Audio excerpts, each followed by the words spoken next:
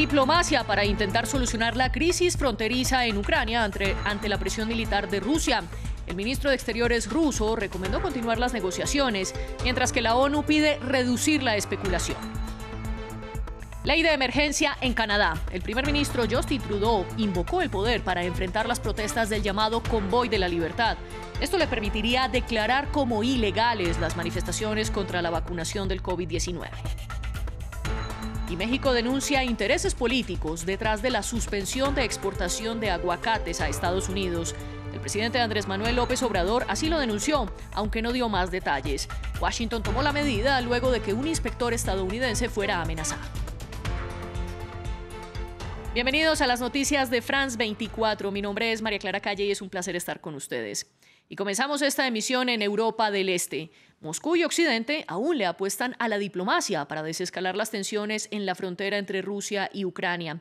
Hoy el ministro de Relaciones Exteriores ruso, Sergei Lavrov, le recomendó al mandatario Vladimir Putin continuar con las negociaciones, pues afirmó que hay posibilidad de lograr un acuerdo sobre la seguridad, mientras que el mandatario ucraniano Volodymyr Zelensky le pidió a quienes han abandonado su país que regresen, justo el mismo día que Estados Unidos clausuró su embajada en Kiev para mover sus operaciones a la ciudad de Leópolis, más cerca a Polonia.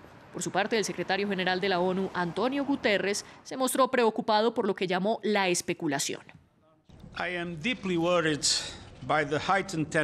Estoy profundamente preocupado por el aumento de las tensiones y el aumento de la especulación sobre un posible conflicto militar en Europa. El precio es sufrimiento humano, destrucción y daño a la seguridad europea y mundial. Es demasiado alto para contemplarlo.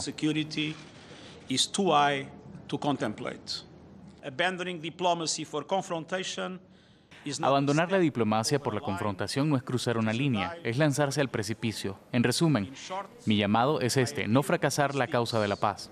Do not fail the cause of peace. Otra de las movidas diplomáticas para intentar desescalar las tensiones entre Rusia y Occidente fue la visita del canciller alemán Olaf Scholz a Kiev.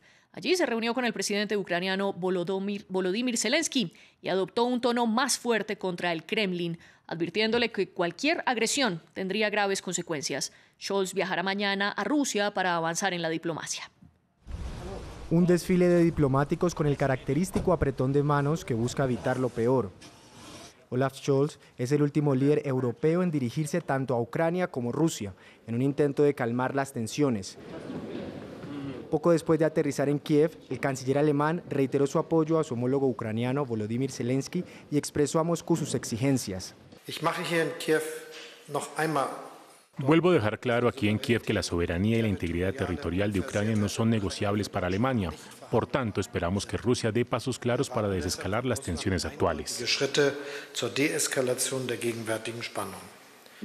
Scholz sigue los pasos del presidente francés Emmanuel Macron, mientras los líderes europeos se unen tras el temor a una inminente invasión de Ucrania.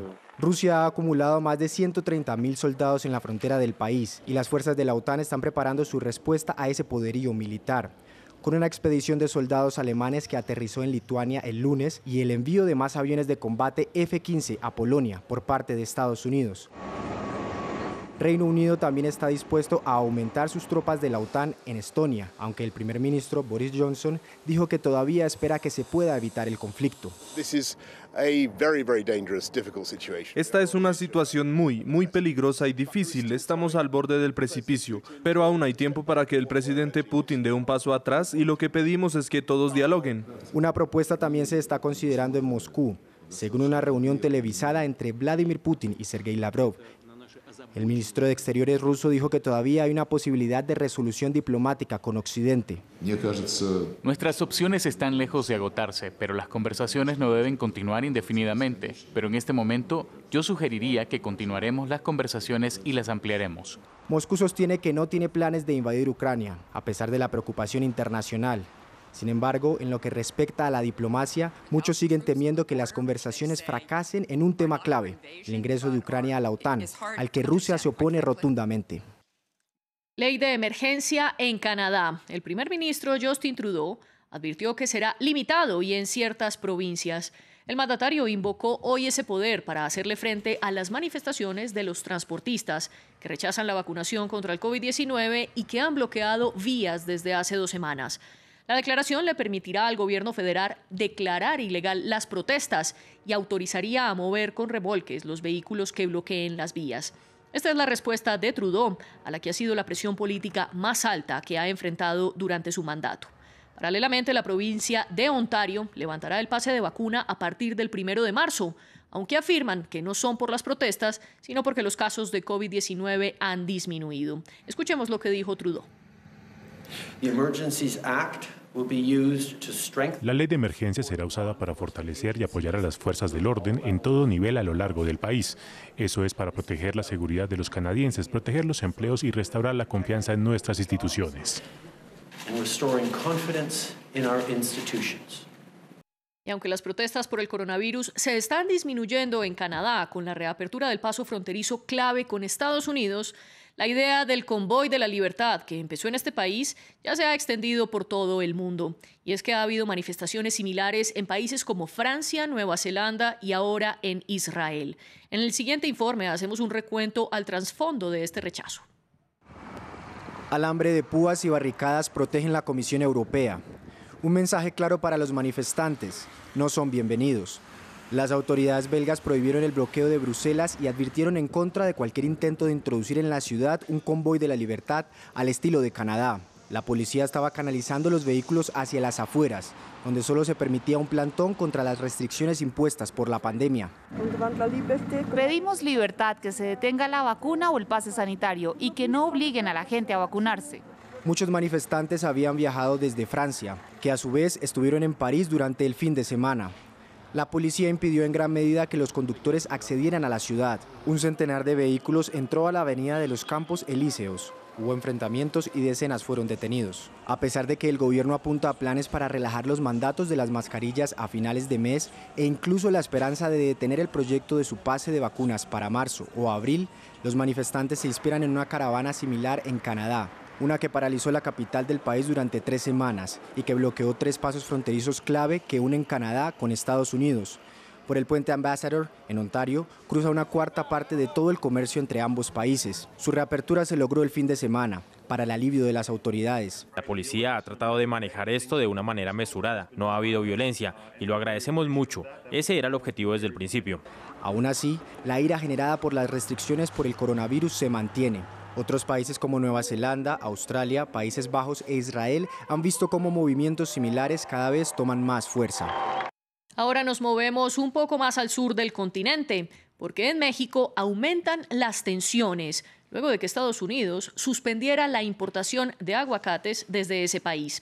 Hoy el mandatario mexicano Andrés Manuel López Obrador dijo que detrás de la medida había muchos intereses políticos, aunque no explicó cuáles, y defendió que además México sigue exportando este producto a diferentes países. Washington suspendió las importaciones el sábado, un día antes del Super Bowl, que es la mayor oportunidad de ventas para los productores mexicanos. La prohibición fue porque amenazaron a un inspector de seguridad estadounidense en los campos mexicanos de aguacates. Escuchemos lo que dijo Andrés Manuel López Obrador. Hay también muchos intereses económicos, políticos, hay competencia, no quisieran que el aguacate mexicano entrara a Estados Unidos o predominara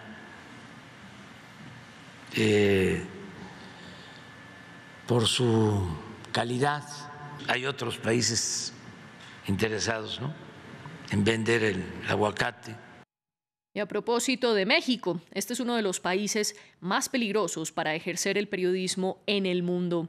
Así lo demuestran las cifras, porque en las últimas 2 décadas los reporteros asesinados suman 150. Y este año, 2022, comenzó con una ola de violencia contra la prensa, con el asesinato de al menos 5 reporteros.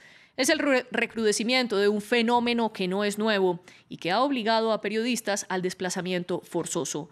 Nuestro corresponsal Mario Carbonell tiene la historia desde Ciudad de México. Veamos este informe. La periodista Cintia Valdés sufrió amenazas de muerte de un grupo criminal en su estado natal, Sinaloa. El mecanismo del Gobierno de Protección para Periodistas la trasladó a Ciudad de México y le dio refugio. 3 años después, ella decidió volver a su lugar de origen a ejercer nuevamente su labor, a pesar de sentir que las autoridades la abandonaron en este proceso. Se estableció un plan de retorno en conjunto con la SEAD, pero sin embargo hasta la fecha no se ha acordado ninguna medida. Me dejaron en la total indefensión al perder yo mis medidas de seguridad, porque ni siquiera tengo un monitoreo ya de Policía Federal ni de ninguna institución de seguridad en Sinaloa. Aula Saucedo, de Artículo 19, advierte que las medidas del gobierno para proteger a periodistas en peligro se limitan a un enfoque reactivo. Que no hay prevención en las medidas que se da. O sea, yo te doy una medida de protección, pero que al yo no investigar estas amenazas de dónde vienen, no generarte condiciones para aumentar los costos de que te agredan, te van a seguir agrediendo. Omar Bello es otro periodista en riesgo que debió abandonar su natal Guerrero tras ser víctima de secuestro y amenazas. Lleva 4 años en un refugio en Ciudad de México y su única medida de protección es un botón de pánico. Esto nada más es para que sepan dónde quedaste. Realmente, de aquí a que yo le apachurro aquí el botón y se dan cuenta, ya me mataron, ¿no? Me comunico de que tenemos una activación de su botón de pánico. Al sufrir la agresión, tenía 8 años trabajando de manera formal en un periódico de Zihuatanejo. Hoy no logra conseguir empleo. Y una de las consecuencias de ser desplazado y de estar bajo el mecanismo es que pierdes, entre otras cosas, tu vida laboral. Cintia y Omar tuvieron la fortuna de ser protegidos a tiempo.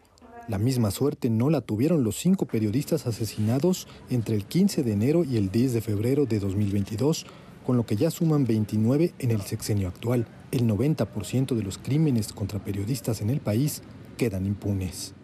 Entró en vigor la nueva ley de migración y extranjería en Chile.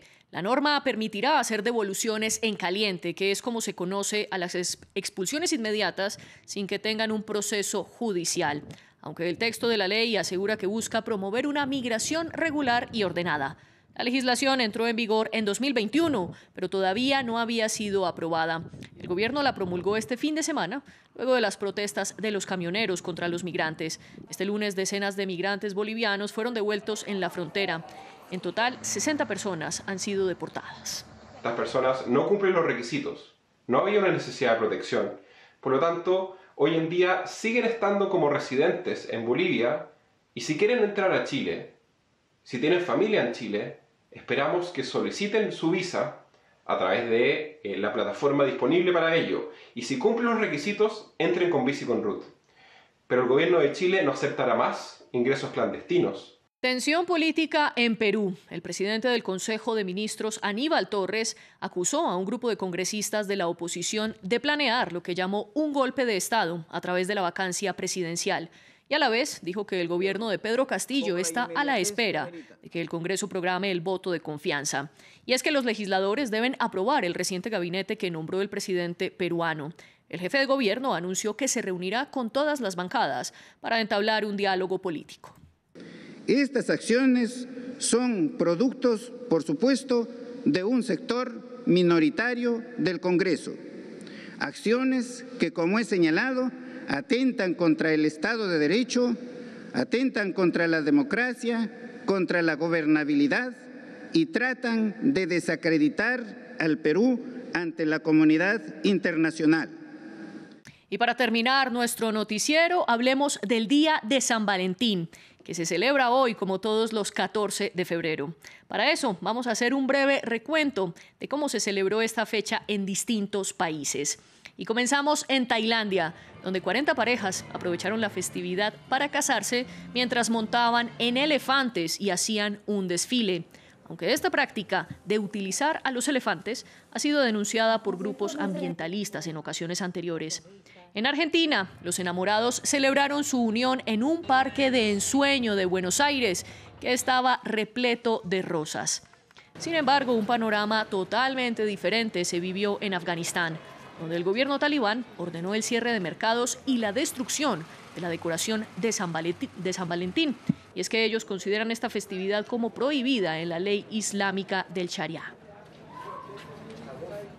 Y así llegamos al final de las noticias. Los invitamos a que consulten nuestra página web france24.com y a que sigan conectados a nuestra señal.